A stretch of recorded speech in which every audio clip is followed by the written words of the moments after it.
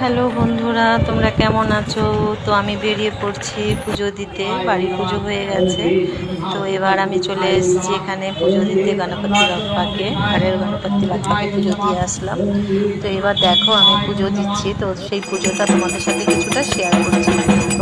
গণপতি বাপ্পা যেন সবাইকে ভালো রাখে, সবাইকে সুস্থ রাখে, সবাই এগিয়ে চলো এইভাবেই একসাথে।